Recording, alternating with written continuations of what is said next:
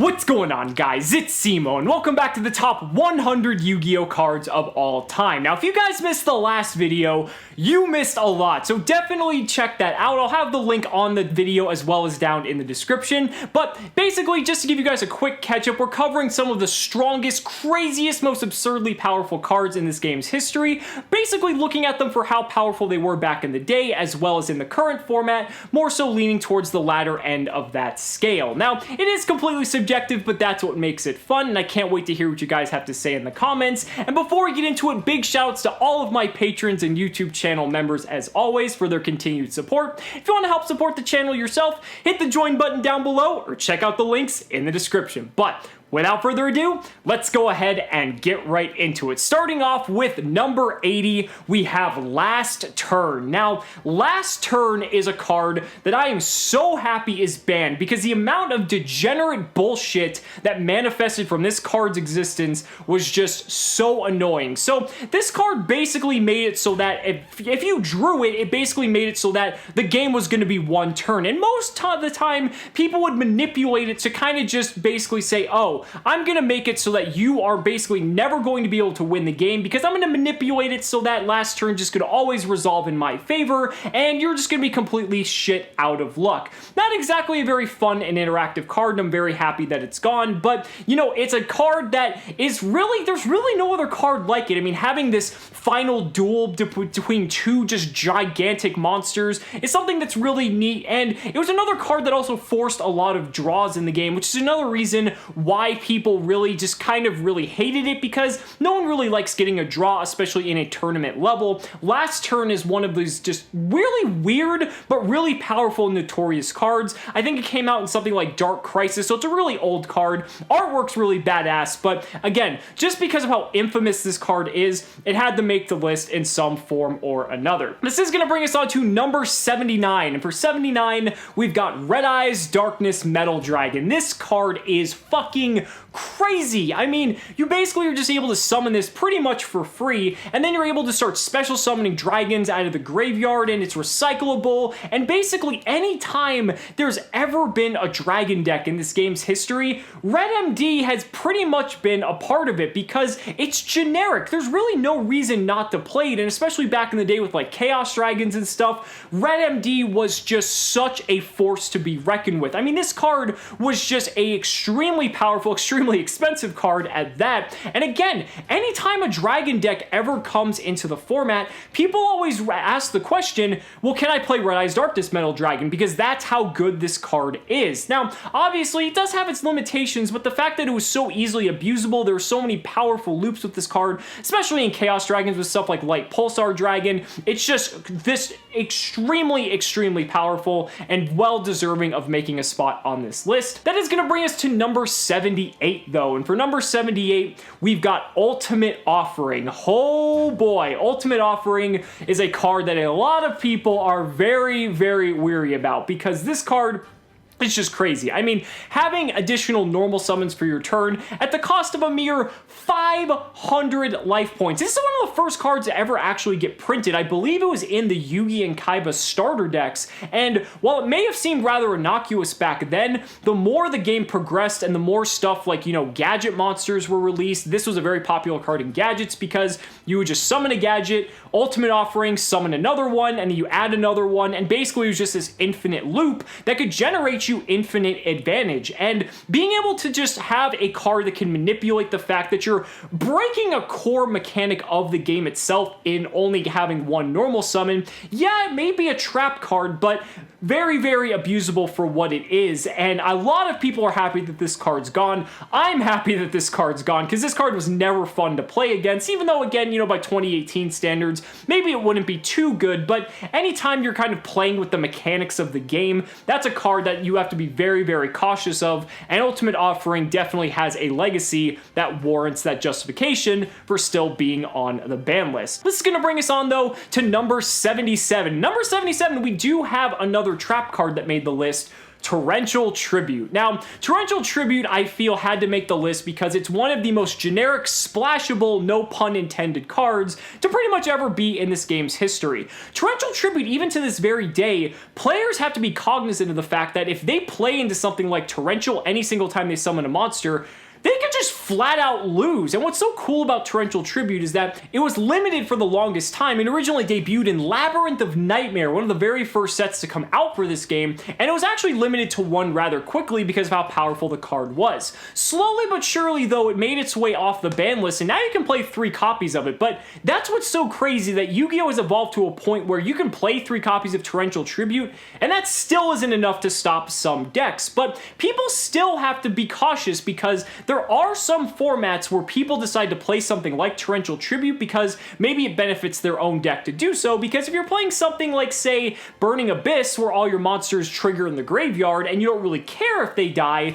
then that's going to be very advantageous to you because you not only wipe their board, but then you also plus off the fact that Torrential Tribute is going to resolve. So there are these instances where you see Torrential splash back up here and there, and that's why I put it on the list. Like, a card that is just basically that old, but yet still played, you know, what, 14 years later? That just goes to show how good and powerful of a card it is, and I feel like it's well deserving of the spot it has on this list. That's going to move us on to number 76, and for number 76, we have another very old card that still sees play to this day, Scapegoat. I had to put Scapegoat on this list just because Scapegoat pretty much defined several different formats. I mean, Scapegoat basically, there's a reason they call it GOAT format, and that's because Scapegoat was one of the most powerful cards. There were so many cool things you could do with Scapegoat back in the day, and even beyond just its original inception of that format, like during 2004, 2005, you even had iterations of using cards like Destiny Hero Plasma, where Scapegoat was really useful in being able to do a lot of crazy things.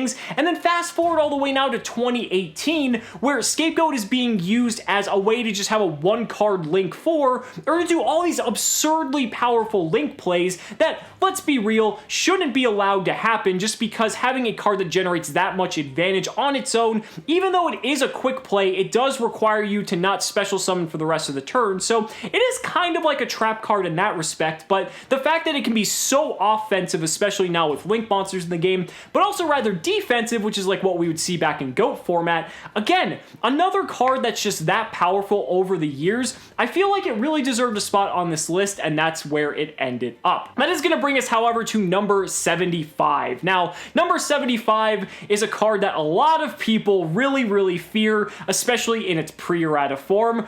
Brionac, Dragon of the Ice Barrier. This card, even to this very day, even though it's a synchro monster and people might think it's a little bit slow because you have to play tuners and things like that, holy shit, Brio is utterly nuts. By just being able to discard cards and bounce cards back off the field equal to the number of cards that you discarded, it's ridiculous. Like, the fact that you're just able to just wipe away an opponent's entire board is crazy, but the fact you can also use it on your own cards too is what made Brio so abusable. I mean, this is still like when Premature Burial and stuff was around, so if you had that card still on your field, you could use Brio just to pretty much discard, bounce it back to your hand. Oh, guess what? You can just Premature Burial again. Looping cards in Yu-Gi-Oh! Is that if there's any time you're able to do that, that's a card that you definitely have to look out for, because it's really degenerate, especially when you start doing just all of these other crazy types of things that Brio is capable of, so much so to the point that it did receive an errata, and it was also banned. So anytime a card gets an errata, that just goes to show that it might have been too powerful, and its pre-errata or its post-errata form is just not nearly as good as it used to be. But honestly,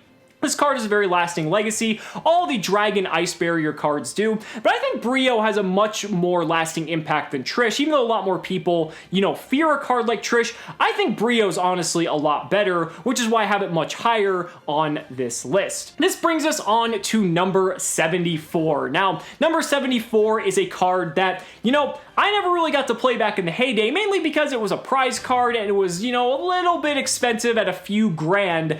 but that is pre-errata Crush Card. Now, post-errata Crush Card is still kind of good for what it is, but nowhere near the power level of pre-errata Crush Card. Pre-errata Crush Card was basically what everyone knows from the anime, and frankly, how powerful it was in the anime almost translates to how powerful it was back in the day. If you were playing Teledad back then, and you were able to access a copy of Crush Card, your deck was basically just unsurpassed because Crush Card basically just automatically won you every single game that you drew it. There was nothing you could do to stop it, and really just, again, added to that price barrier that Dark Arm Dragon had already added to the game in Phantom Darkness. But now you have Crush Card in addition to that, and again, really created an unfair dynamic to the player who had the card in their possession because there was only so few copies of it available because it was a prize card, and if you had it, then you were just going to completely decimate anyone you were going up against if you managed to get it in your hand.